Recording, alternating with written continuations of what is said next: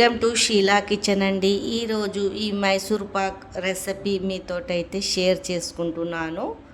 దీని ప్రాసెస్ నేను ఎలా చేశానో చూపిస్తానండి. చూడండి, పిల్లలైనా పెద్దోళ్ళైనా ఇష్టంగా అయితే తింటారు. ఫస్ట్ అయితే శనగపిండిని అయితే నేనైతే జల్లెడ పట్టుకున్నానండి. ఎందుకంటే లుండలు లేకున్నా అందుకు ఇలా జల్లెడ పట్టుకోవాలా. ఈరోజు అయితే నేను నెయ్యితోటి చేస్తున్నానండి. ఇది డాల్డాతోటి. ఈ డాల్డాని అయితే కరిగించుకుంటున్నానండి. ఇలా డాల్డా అంతా కరిగిపోయాక పక్కకు తీసి అయితే పెట్టుకుంటాను. తర్వాత 3 కప్పులు శనగపిండి అయితే తీసుకున్నాను, కొలతతోటి అండి.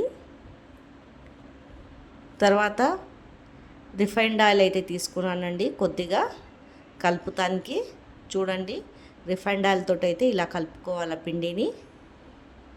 మనం నెయ్యి లేకున్నా రిఫైండ్ ఆయిల్ తోటి డాల్డా తోటి అయితే చేసుకోవచ్చండి. టేస్ట్ అయితే బాగుంటుంది చాలా. ఇలా ఏం లుండలు లేకున్నా ఇలా కలుపుకోవాలండి. చిన్న చిన్న లుండలు అయితే ఉండిపోతాయి కదా, ఏం లేకుంటే ఇట్లా కలుపుకోవాలా మొత్తము. చూడండి, ఇలా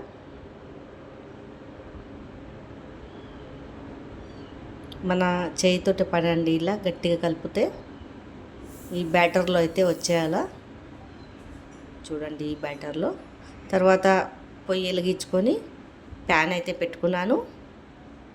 3 కప్పులు చక్కెర అయితే తీసుకుంటున్నానండి, కొలతగా. 3 కప్పులు పిండి తీసుకున్నాను కదా, 3 కప్పులు. తర్వాత కొద్దిగా నీరు పోసి దీన్ని పాకం అయితే రానియాలండి. తీగ పాకం రానియవద్దు, లిమిట్గా పాకం అయితే రానియాల. కొద్దిగా కలుపుతూనే ఉండాలండి. ఇలా పొంగొచ్చేయాల, కొద్దిగా చిక్కపడాలండి. చూడండి, ఇదైతే వచ్చేసిందండి పాకము. తర్వాత మనం కలిపి పెట్టుకున్న దీంట్లో వేసుకోవాలండి పిండిని. చూడండి, ఇక కలుపుతూనే ఉండాలండి, ఇలా కింద మాడిపోకుండా. సిమ్ మంట మీదనే చేయాలా, ఎక్కువ మంట కూడా పెట్టుకోవద్దు, కింద మాడిపోతుంది. ఇలా కలుపుతూనే ఉండాలండి. చూడండి, ఇలా కలుపుతూనే ఉన్నాక ఇట్లా పొంగులు వస్తాయి కదండి, అప్పుడు మనము నెయ్యి పోసుకోవాలా. ఇలా డాల్డా అయితే పోసేసుకుంటున్నాను. మళ్ళీ కలుపుతూనే ఉండాలండి, దగ్గర పడుతూనే ఉంటుంది అది. బిజీగా 10 నిమిషాలలో అయితే చేసుకోవచ్చండి. ఇలా మరొక చెంచా వేసుకొని కలుపుకోవాలా. కింద మాడకుండా అయితే కలుపుతూనే ఉండాలండి.